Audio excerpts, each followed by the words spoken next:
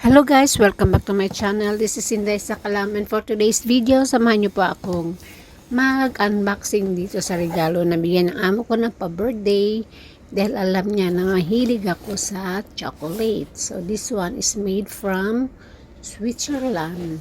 Ang tawag dyan ay fondant, parang fondant. Chocolate fondant. So ayan, isang set yan guys. Open na natin.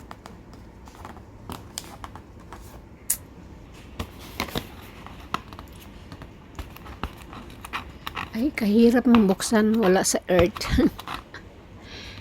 masyadong dikit yung pagkakaano niya. Matibay yung pagkakasil.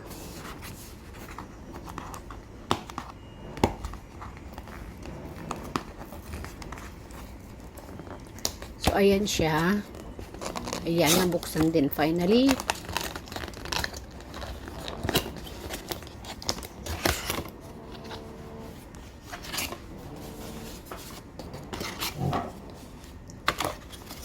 Ayan.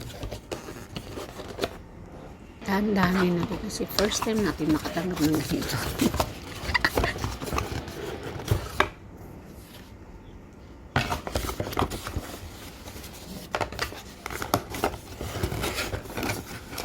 So, ito yung chocolate.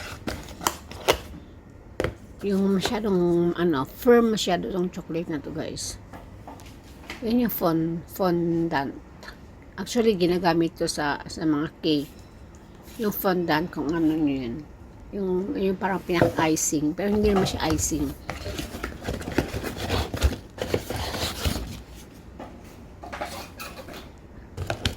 Tapos, ito yung isa pa na parang taasan niya na pag-iinitan. Pag-iinitan ng chocolate. Para malusaw yung chocolate.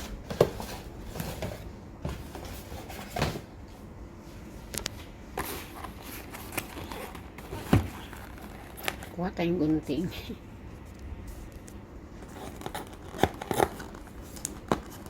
Yan. Wala kasi ako cellphone holder. Nasira yung hindi pa ako nakaka-order. So, ayan siya guys. Yan yung parang pinakatasan niya.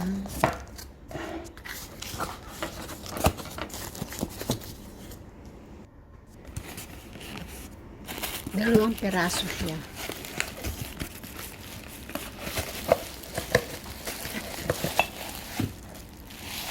At syempre, so ayan, yung pinaka-tasan niya. Tapos yung isa, yun yung pinaka-base.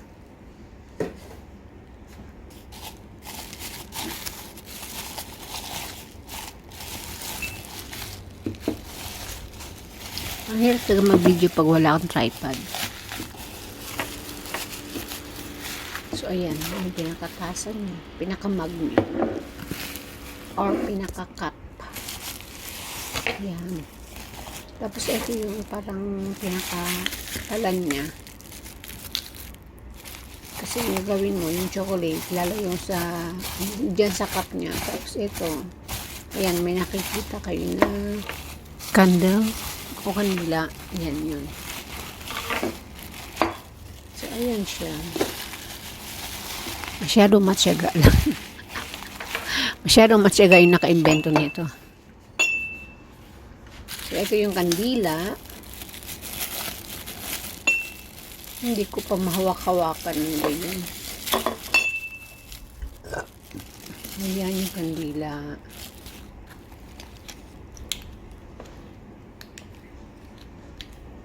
Tararan!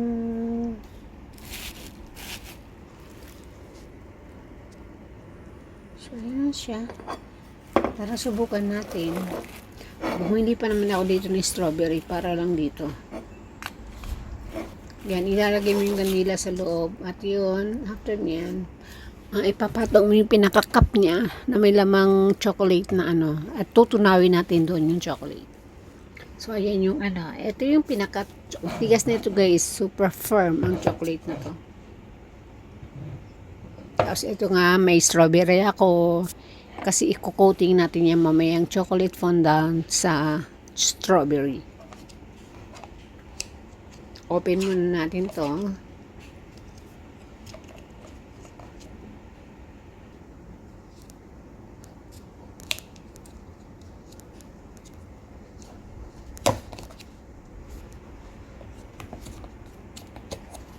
So, ayun na, buksan na natin. So, ayun guys, yung chocolate na matigas.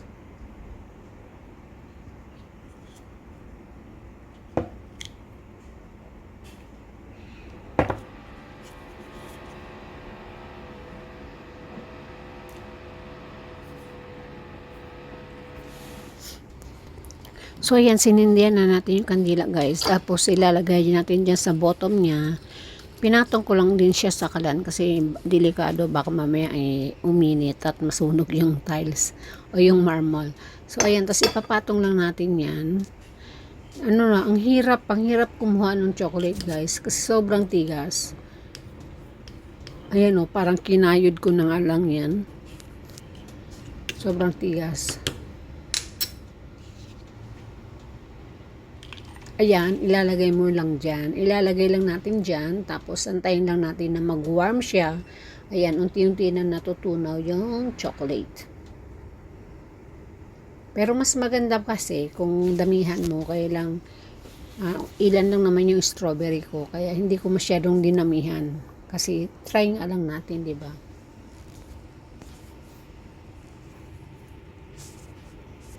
So, ayan, antayin lang natin na matunaw ng tuluyan yung mga chocolate. Tapos, i-prepare na natin yung ating strawberry. So, hindi natin basta-basta pwedeng hawakan yun kasi siyempre mainit. So, buti nyo lang meron dito parang stick, parang barbecue stick na manipis guys. So, ganyan na siya. Pag natunaw yung chocolate, isasawsaw. Kung marami siya, mas maganda talaga guys kung marami yung chocolate. Kasi, isang dip mo lang, isang sawsaw mo lang, mako-cover talaga yung chocolate. Yung strawberry, 'di ba? So ganyan lang siya. Kasi yan nga hindi ko nga lang inubos yan eh. Hindi ko siya konti lang nilagay ko ng chocolate pero naubos yung mga 5 piraso natin na strawberry. Pero marami pa siyang tira. Kaya syempre ang ginawa ko diyan is kinain ko na lang din. O 'di ba? Ganyan siya guys. Ganyan lang siya. Matyaga lang. Thank you so much. Sana may nagustuhan kayo. Nagustuhan nyo ang video na to and yeah, paki-follow po, paki-subscribe. Thank you.